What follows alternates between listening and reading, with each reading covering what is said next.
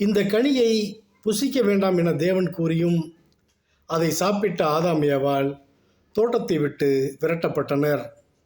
ஏசா கூழுக்காக தன்னுடைய சேஷ்டபுத்திர பாகத்தை யாக்கோபுவிடம் இழந்தான். தன் தகப்பனின் ஆசீர்வாதத்தையும் இழந்தான். தேவர்களின் உணவாம் மன்னாவை ஒதுக்கி மாமிசம் வேண்டி நின்ற இஸ்ரவேலர்கள் மடிந்து போனார்கள்.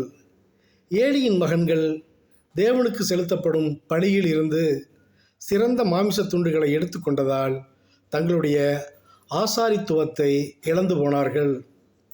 பரிசுத்தம் இல்லாமல் கர்த்தருடைய பந்தியாம் ராபோஜனத்தில் கலந்து கொண்டவர்கள் பலவீனராயும் வியாதி உள்ளவர்களாயும் ஆனார்கள்.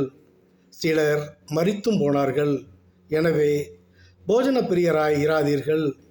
விரும்பி பாவம் செய்து சாத்தானுக்கு பிள்ளையாகாமல் பார்த்து கொள்ளுங்கள். பெருமை, அகந்தை, புரட்டுவாய், தீய வழி இவைகளையும் விட்டு விலகி இருங்கள். முதலில் கர்த்தருக்கு கீழ்ப்படியுங்கள். நாவாலே தேவனை துதிக்கிறோம், மனிதனை சபிக்கிறோம். அவனவன் தன் தன் சுய இச்சையினாலே இழுக்கப்பட்டு சிக்குண்டு சோதிக்கப்படாமல் காத்து கொள்ளுங்கள். ஆமேன், ஆமேன், ஆமேன்.